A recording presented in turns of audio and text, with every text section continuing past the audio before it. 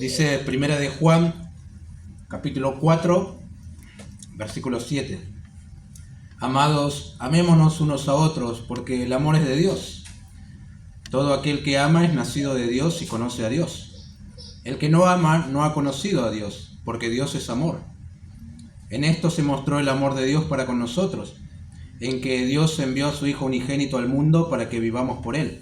En esto consiste el amor, no en que nosotros hayamos amado a Dios, sino en que Él nos amó a nosotros y envió a su Hijo en propiciación por nuestros pecados.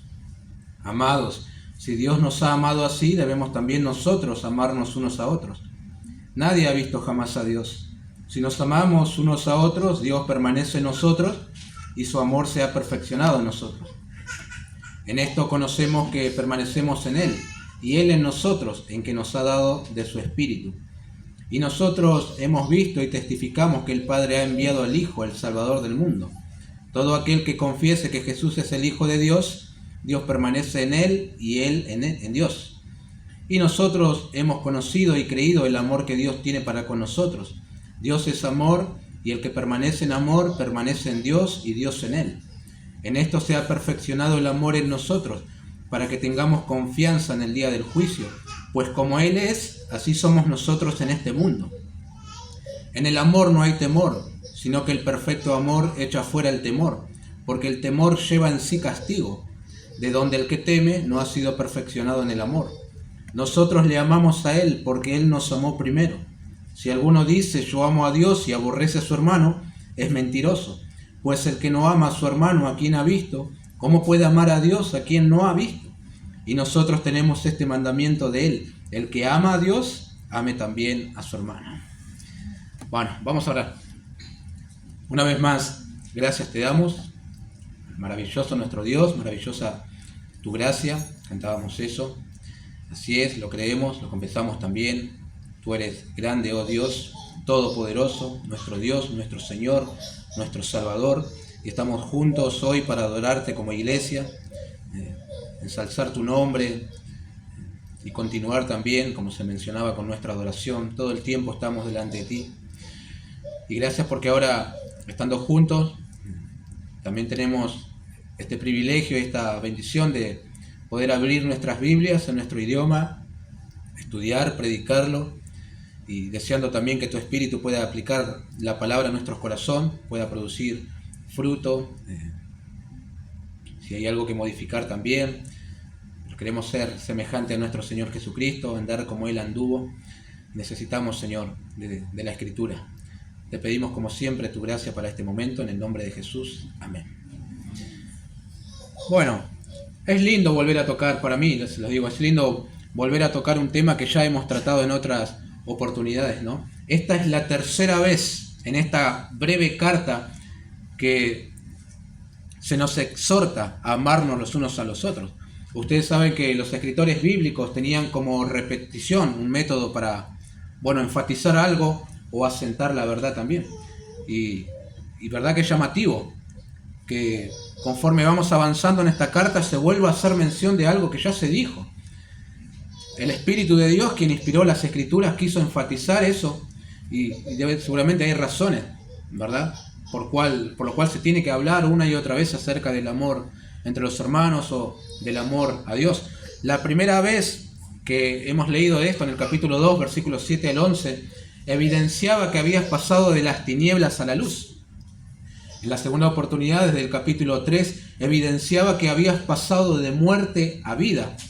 Y en esta oportunidad, acá Juan nos dice que si nos amamos unos a otros, si amamos a Dios, estás de alguna manera evidenciando que naciste de Dios y conoces a Dios. Esto es, sos su hijo y tenés comunión con Él.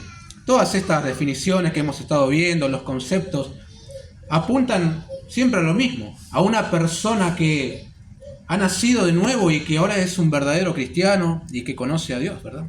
Son diferentes maneras de decirlo, cada cosa aporta lo suyo, pero se refiere a eso. Si queremos sintetizar todo, Juan está hablando de alguien que es un verdadero cristiano.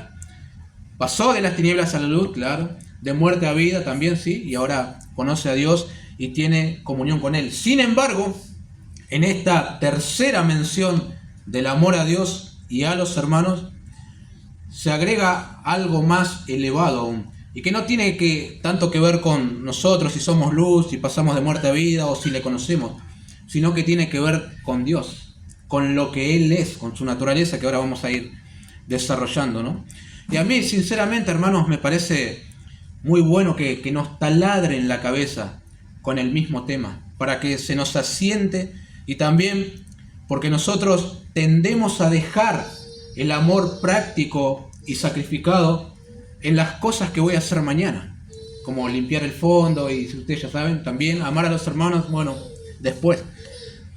Y vemos también eso de amar a los demás como algo opcional en la vida cristiana. Sin embargo, la Biblia no contempla eso en ninguna parte, sino que lo presenta como una realidad que se manifiesta sí o sí en aquellos que han experimentado un cambio de vida, que han conocido al Señor, ¿verdad? Que han recibido su Espíritu Santo. Es decir, el punto acá no es voy a hacer algo como amar a los demás para demostrar consistencia entre teoría y práctica. Más bien se trata de, en virtud de la nueva vida que tengo por los méritos de Cristo, ahora puedo y debo amar a los demás. Así como yo he sido amado, puedo hacerlo. No es hacer para evidenciar algo ni para ganar algo. Es amar primeramente por quién es Dios y luego por lo que Él ha hecho en mí. ¿Entienden? Así es como lo presenta Juan. Entonces, el mensaje no pasa por te estoy imponiendo a que ames a los hermanos, sino examínate para ver si posees esa vida que Dios da a sus hijos y si puedes entonces amar a los demás hermanos. No es por imposición, sino por lo que Dios nos da y que nos lleva a amar a los demás. Y ojalá, queridos hermanos, que al finalizar el mensaje nosotros podamos reflexionar, ¿no? Si por lo menos podemos reflexionar, ya estamos satisfechos y podamos decir, acá encuentro un problema. Yo no tengo el amor de Dios en mi corazón y me doy cuenta porque no puedo amar a los hermanos. Y soy un niño caprichoso al cual si no le dan no lo consienten con lo que quiere, se encapricha y se pone a hacer berrinche, ¿no? O sí amo a Dios, pero entiendo que estoy frío amando a los hermanos. O también yo desconocía este aspecto del amor de Dios. A lo que el Espíritu de Dios te lleve a reflexionar, estará bien, ¿no? Es la idea, que atendamos a la voz de Dios y tomemos cartas en el asunto. Veamos con la ayuda del Señor entonces, he titulado Un amor conforme al corazón de Dios. En primer lugar, prestemos atención al mandamiento de amarnos unos a otros. Vamos a desarrollar todo el versículo 7. La primera parte dice, amados, amémonos unos a otros. Noten a través del vocativo, amémonos, esto que le decía yo al principio, que no es una imposición a amarnos. Juan está hablando en un tono afectuoso a los creyentes, como un padre a un hijo, como un pastor a su congregación. No los está retando ni forzando a nada, a pesar de que es un imperativo. Esto es un mandamiento que nosotros tenemos que cumplir.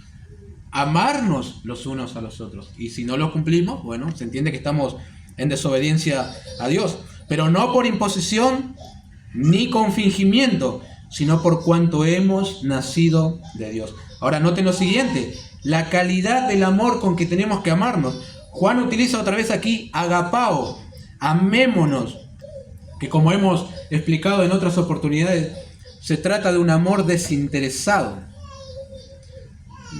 Amás y no esperás recibir nada a cambio de otro. En muchas oportunidades se utiliza agapao del amor del Padre al Hijo, o del amor del Padre hacia nosotros. Es un amor mucho más que el amor fraternal. Es el amor con que Dios nos ama. Así debemos amar. Y sabemos que el amor con que Dios nos ama es muy especial, ¿no? Porque Él nos ama a pesar de que nosotros no merecíamos que Él nos ame, sino que merecíamos todo lo contrario, ira y justicia. Pero aún así Él decidió amarnos. Y ahora se nos manda también a nosotros amar a nuestros hermanos. Pregunto, ¿a quiénes debemos amar? Y respondemos, unos a otros. Esto implica a los hermanos, y si nos extendemos un poco más, también a todos, a nuestro prójimo. Ahora, esto es lo que distingue, hermanos, a un creyente verdadero de aquel que no lo es. el primero, el verdadero, tiene la facultad de poder amar a todos y no solamente a aquellos con los que tiene cierta afinidad. Aquel que no es nacido de Dios y no le conoce, solo puede amar a los que le aman. Actitud que según el Señor Jesucristo no tiene ningún mérito, ¿verdad? Él lo dijo así. Pero el cristiano tiene que amar al hermano que se acercó dándole un abrazo y así también al que le es indiferente. Por lo general somos muy selectivos a la hora de volcar nuestro amor hacia las personas, ¿verdad? ¿Por qué digo esto?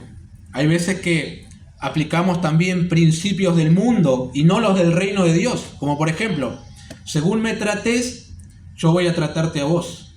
Y si sos amoroso conmigo, yo voy a ser amoroso con vos. Eso no es amar. Eso es un engaño, ¿no? Pero a veces hacemos lo mismo también. No, yo soy así, mi temperamento es así, si me querés. No es así. No fue como el Señor Jesucristo amó a las personas. O también amamos conforme a la espiritualidad de la persona. Si vemos que más o menos anda bien, bueno, a ese sí tenemos que amar. Ahora, si consideramos que hay cosas que deberían hacerse de otra manera, bueno, entonces a esa persona lo alejamos un poco de nuestro amor. Y eso es básicamente hacer acepción de personas. Siempre deberíamos, hermanos, pensar en el amor de Dios. Si Él amara de la misma manera que lo hago yo, entonces no me hubiera amado a mí.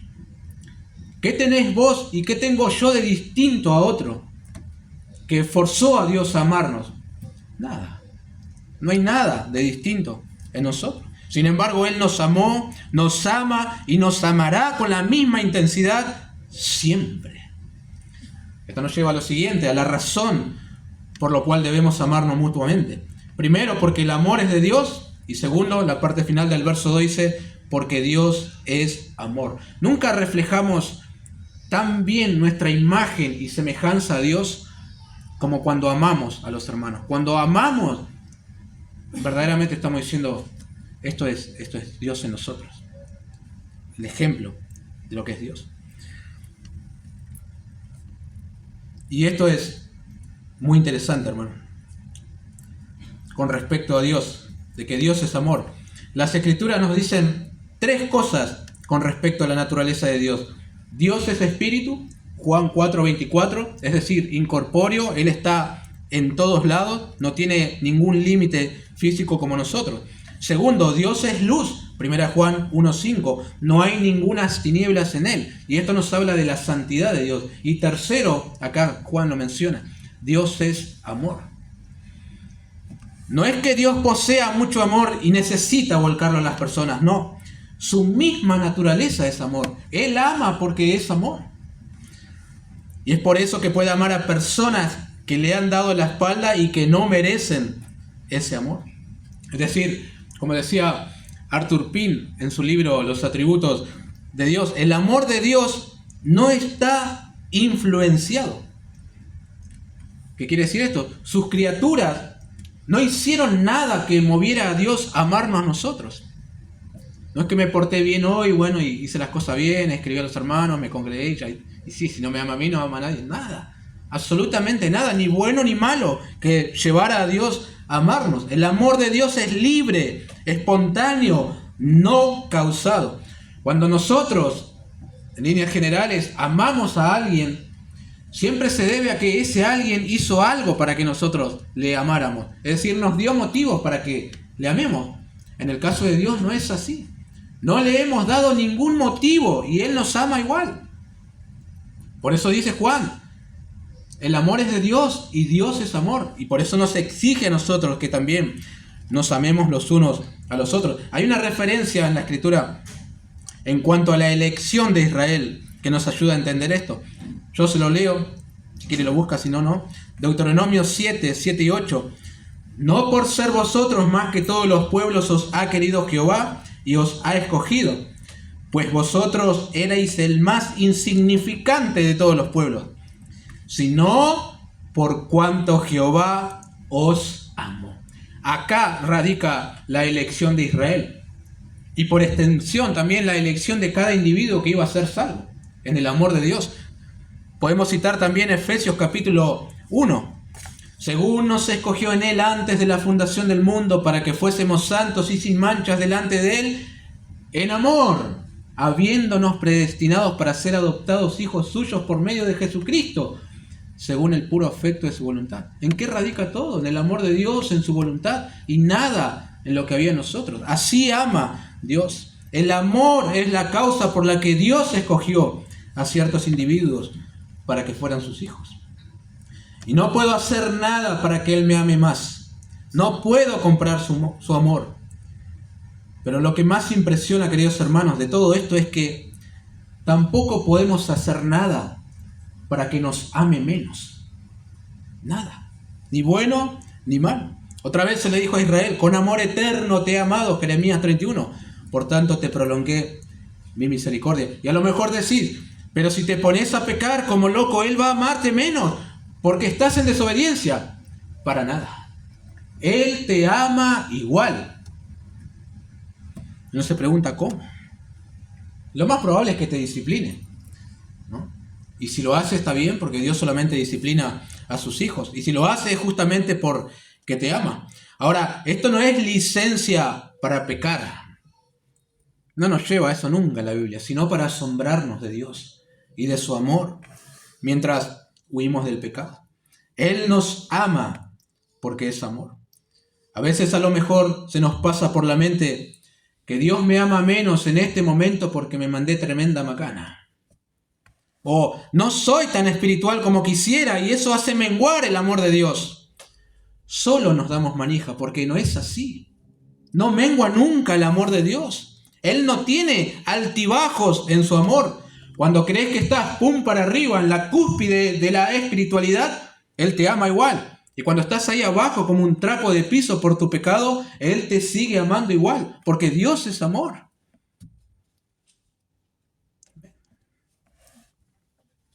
¿Te amó cuando eras su enemigo? ¿No te va a amar ahora que sos su hijo? Claro que sí. Dios es amor, el amor es de Dios y por lo tanto el mandamiento para sus hijos es: amémonos unos a otros. Y pienso que uno, mientras contempla el amor de Dios y se asombra, no puede amarme a mí, pues soy un desastre, ¿cómo me va a amar a mí? Y sin embargo la Biblia afirma eso. Pero esto te tiene que mover a amar a otros. ¿Cómo yo no voy a amar a otros si Dios me ama a mí, no? Y el mismo asombro te lleva a amar a otros. Ese es el efecto que produce y no deleitarte en el pecado, como algunos objetan, ¿no? También observamos en el versículo 7 una de las señales que caracterizan a un verdadero cristiano. Todo aquel que ama es nacido de Dios y conoce a Dios. Y por el contrario, el verso 8, el que no ama no ha conocido a Dios. Primeramente, no está diciendo el apóstol que todo aquel que ama, sea un creyente o no, es nacido de Dios, ¿no? El amor no te convierte en hijo de Dios, ¿no? No pienses que, bueno, a partir de hoy empiezo a amar y, bueno, Dios me adopta como su hijo. No, es al revés. Una vez que Dios te hace su hijo, podés comenzar a amar a los demás. Además, no es cualquier tipo de amor del que se habla acá. Sabemos que en la caída del hombre, allá en el huerto del Edén, ese amor que, no me atrevo a decir perfecto, pero ese amor con que Adán y Eva podían amar, se ha desvirtuado un poco, corrompido también, el pecado lo arruinó todo, pero no se ha destruido. De alguna manera todavía podemos amar. Aún los hombres que no conocen a Dios aman porque todavía está la imagen de Dios sobre ellos, ¿verdad? Ahora, no es ese amor inherente al hombre por llevar la imagen de Dios del que está hablando el apóstol, sino del amor divino que Dios derrama sobre sus hijos y que te permite disfrutar de la comunión con Él y a la vez amar a otros. Todo aquel que ama con este tipo de amor, el que Dios vuelca en nuestros corazones, ese es nacido de Dios y conoce a Dios, es su hijo y tiene comunión con Él. Así que, si querés saber la condición espiritual de una persona o tu misma condición, bueno, el amor hacia los hermanos es el termómetro que marcará tu estado. No cómo te sientas. Hoy siento que Dios no me ama, hoy siento que no amo a los hermanos. No lo que leíste, no lo que sabes, no lo que profesás con tu boca, no tu aporte a la causa de Dios, sino si amás a los hermanos. Eso evidencia que sos un hijo de Dios. No, pero yo 6 a.m. estoy de rodillas orando a Dios y teniendo tremenda comunión con Él. ¿Amás a los hermanos? Esa es la pregunta. Pero estoy siguiendo un plan de lectura anual de la Biblia hace muchos años. ¿Amás a los hermanos? Pero me estoy congregando siempre, viejo, ten en cuenta también esos esfuerzos. ¿Amás a los hermanos? Esa es la pregunta que debemos responder nosotros. Dios lo ha hecho, hermanos queridos, de manera tan sencilla, como si en este momento te hicieras un hisopado de amor. 3 veces me hice yo en la pandemia, no sé, pandemia, según el noticiero, ¿no? Y te haces un hisopado de amor. ¿Qué salió? Positivo. Amás a los hermanos. Bueno, pasa el siguiente. ¿Qué salió? Negativo. No amás a los hermanos. No sos un hijo de Dios. Es así de sencillo. No hay más nada que agregar. Ahora, también entiendo que a veces se puede reflejar más el amor, otras veces menos, pero siempre habrá amor en aquellos que han nacido de Dios y le conocen. Tal amor puede crecer, puede madurar a medida que desarrolles comunión con Dios, o puede menguar también si contristás al Espíritu Santo o si estás descuidando las disciplinas espirituales, puede pasar también. Pero el punto es que la facultad para amar a los hermanos es solo para aquellos que conocen a Dios. El resto amarán a los que le aman, a los que le retribuyen, a los que le palmean la espalda, pero no podrá cumplir con el mandamiento de amar los unos a los otros. De alguna manera está limitado ese amor de aquel que no ha conocido a Dios. Solamente a su entorno, no a los hermanos. Ahora, yo sé que no es fácil esto. Pero también pensaba en por qué el Espíritu de Dios inspiró esto 3 veces de manera repetitiva acá. Porque sé que al escuchar este mensaje podrás decir, es un tanto parecido a uno que ya escuché no hace mucho tiempo. Y sí, porque Juan está repitiendo algo que ya había dicho. Pero como mencioné, creo que en el primer sermón, a su vez va agregando pequeños bocaditos, ¿no? Sumando a la enseñanza que él está dando. Por ejemplo, ya sabíamos que una de las evidencias de haber conocido a Dios es que ahora amamos a los hermanos. En el capítulo 3 el apóstol lo dijo. En esto sabemos que hemos pasado de muerte a vida, en que amamos a los hermanos. En el capítulo 2 leímos, el que ama a su hermano permanece en luz y no hay en él tropiezo. Y ahora estamos leyendo de manera positiva y negativa, el que no ama no ha conocido a Dios, y el que sí le ama, le conoce. Ahora, hasta este momento no se nos había dicho esto en cuanto a la naturaleza de Dios, que Él es amor y que el amor es de Dios. Y este es un plus que Juan agrega para que nosotros tengamos en cuenta y lo apliquemos cuando tengamos que amar a los hermanos. El amor es de Dios y Dios mismo es amor. Y uno piensa, y bueno, yo tengo que amar a los hermanos y si Dios mismo ha volcado su amor en mí, ¿por qué no? Veamos en segundo lugar una definición de amor y también una aplicación. Versículo 9. En esto se mostró el amor de Dios para con nosotros, en que Dios envió a su Hijo unigénito al mundo para que vivamos por Él. En esto consiste el amor, no en que nosotros hayamos amado a Dios, sino en que Él nos amó a nosotros y envió a su Hijo en propiciación por nuestros pecados. Muy interesante que otra vez Juan trae a memoria el sacrificio de nuestro Señor Jesucristo en la cruz para hablarnos de qué es el amor, ¿verdad?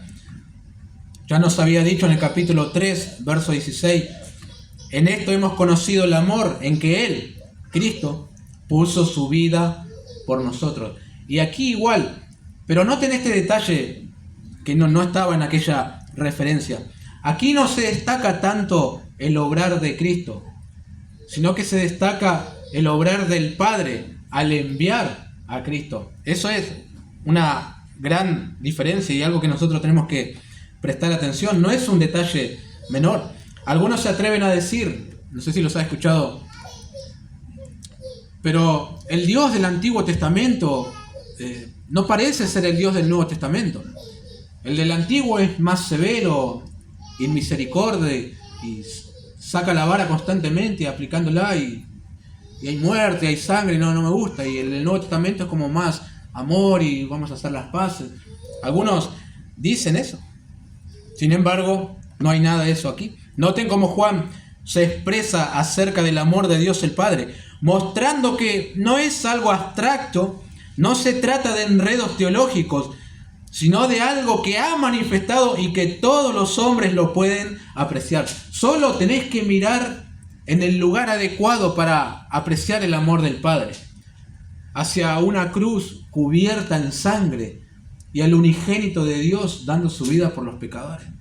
Y ahí vas a encontrar la prueba más grande de amor que pueda haber, la mejor definición de amor. Algunos dicen, yo soy de amar, pero no soy muy demostrativo. Dios no es así, hermanos. Él amó y he aquí una manifestación de ese amor. Entonces, amar implica hacer algo en beneficio de otros que no necesariamente merece recibir ese beneficio. Eso es amor, si quieres definirlo de alguna manera. Es muy distinto al amor que nos ofrece Hollywood hoy, ¿no? Pero este es el amor bíblico y el verdadero y puro. Ahora, ¿a quiénes mostró Dios su amor? Juan dice, para con nosotros. Y en su Evangelio, en 3:16, dice, al mundo. Es decir, no a los ángeles, no a sí mismo, sino los hombres.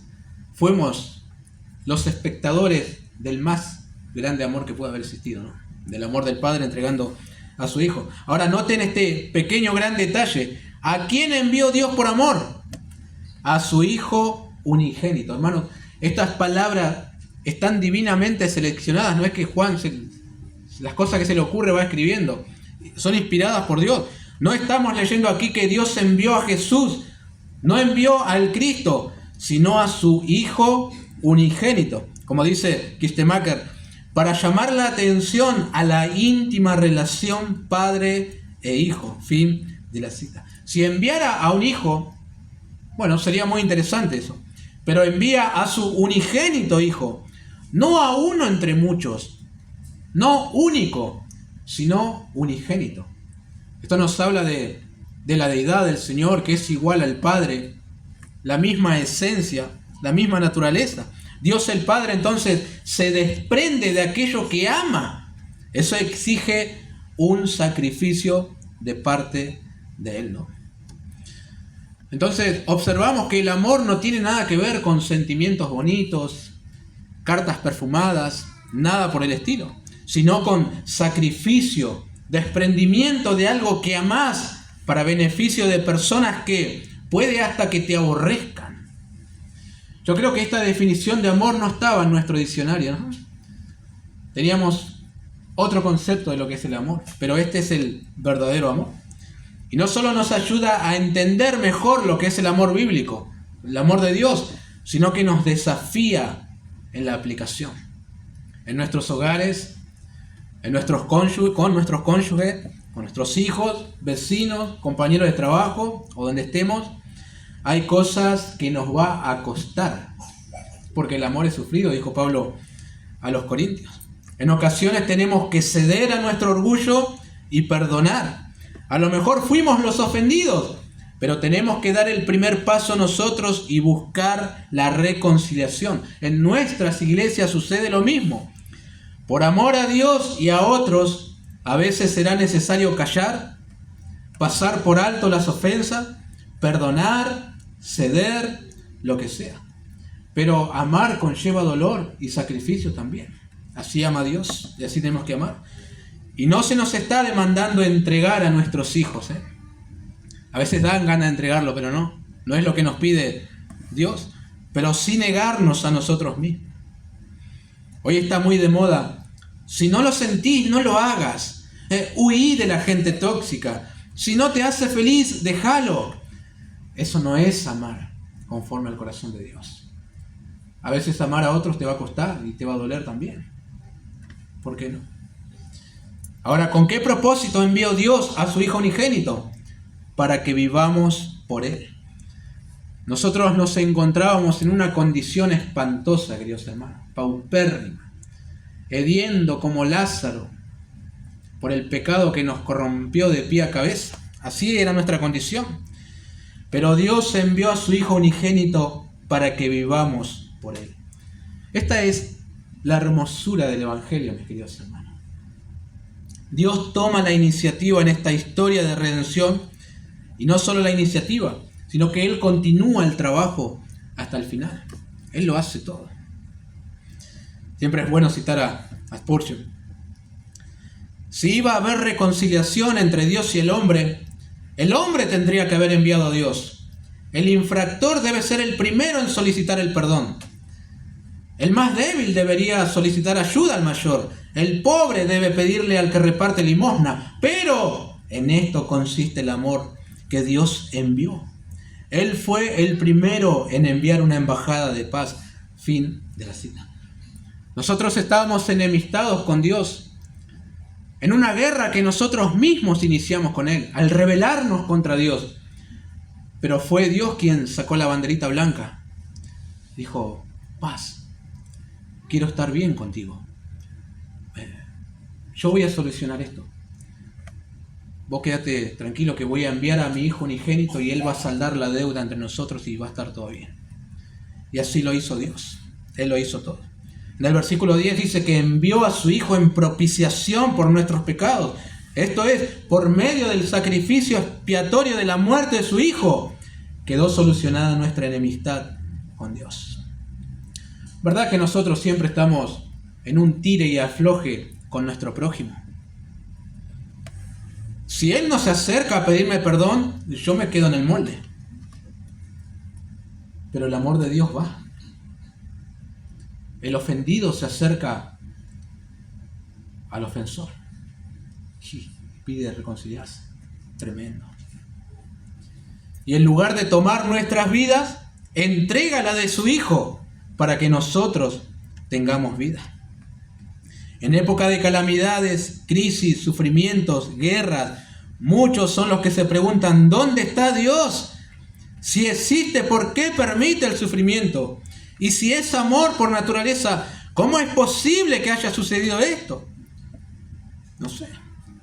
Inundaciones en el sur de Brasil, muchos lo pierdan todo. ¿Qué clase de amor es este? Mirá la enfermedad que tengo, mirá lo que me pasó con mi hijo. Nuestro problema es que estamos mirando hacia el lugar equivocado para encontrar el amor de Dios. Y no estamos considerando el problema mayor del hombre. Hacia el Gólgota tenemos que mirar. Y considerando nuestro mal mayor, el pecado que nos alejó de Dios y nos condena a una eterna separación de Él, y allí encontraremos a un Dios amoroso enviando a su Hijo unigénito. Demasiado profundo para nosotros, pero es la verdad del Evangelio. Pablo lo dijo en otras palabras, porque Cristo, Romanos 5, cuando aún éramos débiles, a su tiempo murió por los impíos. Ciertamente apenas morirá alguno por el justo, con todo pudiera ser que alguno osara morir por el bueno, mas Dios muestra su amor para con nosotros, en que siendo aún pecadores, Cristo murió por nosotros. Esa es la mejor definición de amor que encontraremos, ¿no? Dios enviando a su Hijo para que vivamos por Él. Ahora, esto tiene una aplicación también para el creyente. Versículo 11.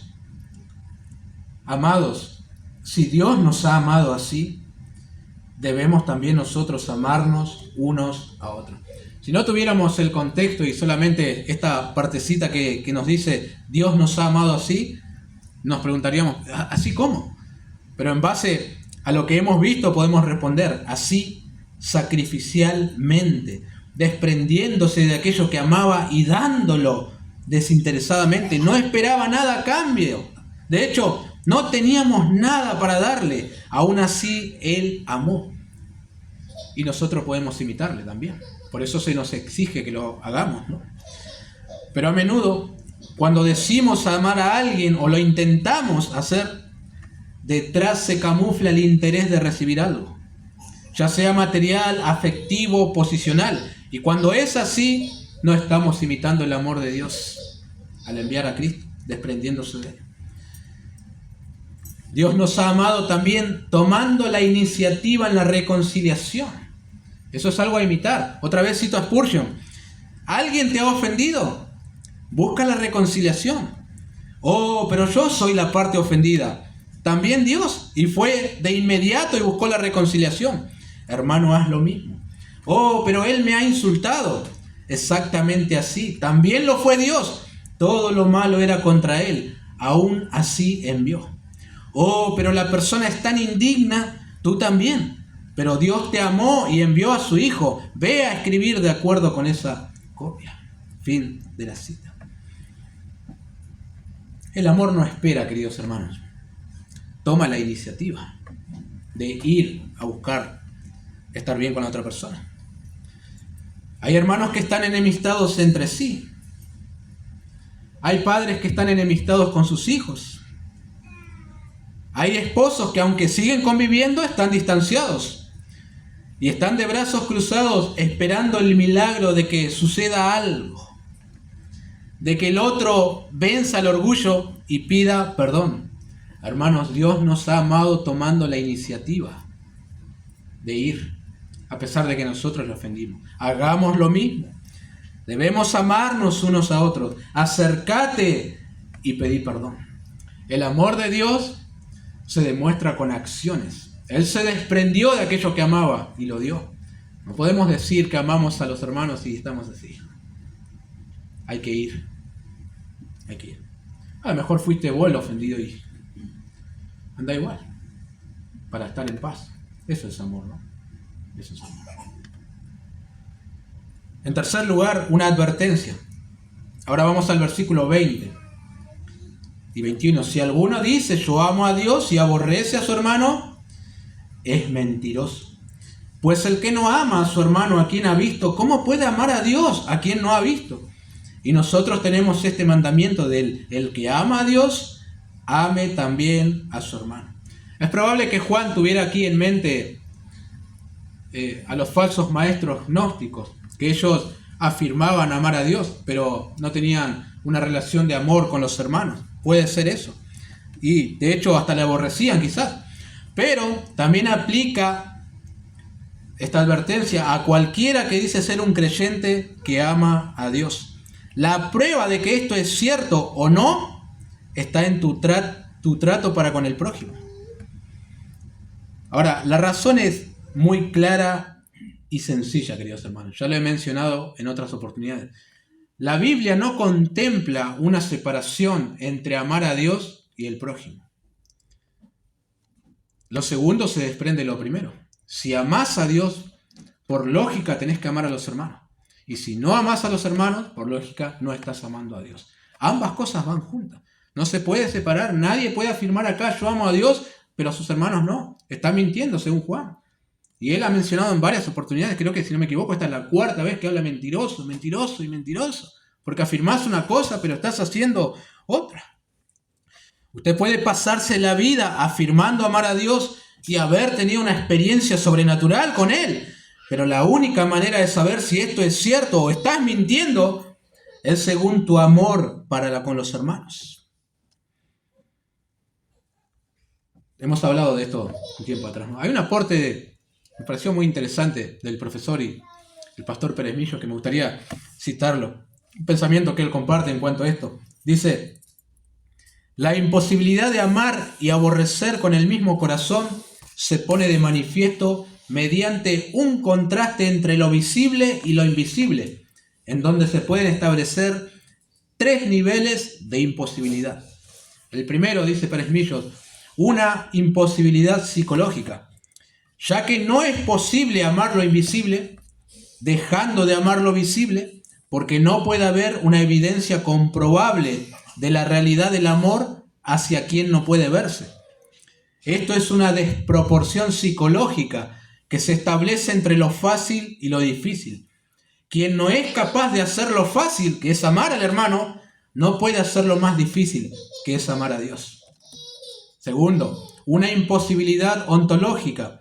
No es posible amar lo infinito y aborrecer lo limitado, simplemente por la dimensión de lo que se ama. Esto es, quien no puede amar lo más pequeño, que es amar al hermano, no puede hacer lo más grande, que es amar a Dios. Perdón, una más. La tercera, una imposibilidad mensurable. No se puede afirmar que se ama a Dios, que se trata de algo interno, y se desprecian sus mandamientos de amor al hermano, ya que amar a Dios implica necesariamente la obediencia, y esa obediencia se concreta en el cumplimiento del mandamiento del amor.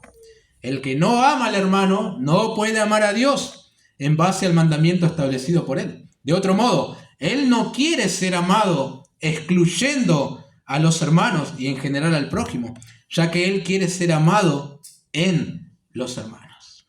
Fin de la cita.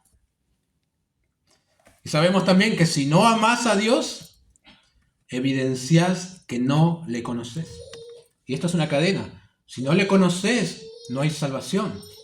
Si no hay salvación, todavía estás muerto en delitos y pecados. Y tu alma va a la condenación eterna. Todo está entrelazado. Me gusta a mí estas expresiones tan categóricas del apóstol Juan, ¿no? Porque no te da otra alternativa que a veces uno quisiera. Sus únicas posibilidades son amor a Dios que se evidencia en amor al prójimo o mentiroso. No hay más. No hay más. A lo mejor alguno dice, pero yo no siento tal sentimiento de aborrecimiento por mi hermano. No siento odio. Ok, pero si ni siquiera querés saludarle, si estás evitando pasar a su lado, si no te acercás a él a reconciliarte, si decidiste serle indiferente, o que haga con su vida lo que quiera mientras no me moleste, eso es una forma de aborrecer a alguien. De hecho, no amar es aborrecer. No hay un término medio, y es así. Por eso no hay muchas alternativas, como mencionaba. No es la actitud que debería tener alguien que afirma amar a Dios, independientemente de si lo siente o no. También puede darse al revés. Por fuera aparentás amar y sonrisita va y viene, pero en tu corazón sabés que no estás en paz. ¿Lo sabés? Hay raíz de amargura. Por eso, hermanos queridos, no mintamos. Dios no puede ser burlado. Él sabe si amamos o no amamos. En esta carta, en varias oportunidades, se habla de aquel que es mentiroso. Noten este aporte de John Stott. Él dice, si alguien contradice con sus hechos sus palabras, es mentiroso. Pretender conocer a Dios y tener comunión con Él mientras andamos en tinieblas de la desobediencia es mentir. 1:6 y 2:4. Pretender poseer al Padre mientras negamos la divinidad del Hijo es mentir. 2:22 y 23. Pretender amar a Dios mientras aborrecemos a los hermanos también es mentir. Estas son las tres negras mentiras de la carta: la moral, la doctrinal y la social. Por más fuerte que afirmemos que somos cristianos, nuestro pecado habitual, nuestra negación de Cristo y el odio egoísta nos muestran cómo los mentirosos que somos. Solo la santidad, la fe y el amor pueden probar la verdad de nuestra pretensión de conocer, poseer y amar a Dios. Fin de la cita. Hermanos queridos, no hay mucho más que agregar. El mandamiento es claro, ¿verdad? Muy claro y contundente. Dios es amor, Él nos ha amado y ha dado a su Hijo unigénito para que vivamos por Él. Debemos también amarnos los unos a los otros. Si no podemos amar a los hermanos, hay un problema entre nuestra relación con Dios. Y tenemos que solucionarlo urgente. ¿Sí? No lo dejes pasar, no lo dejes para mañana. Mañana puede ser demasiado tarde. Amémonos unos a otros. Nada más.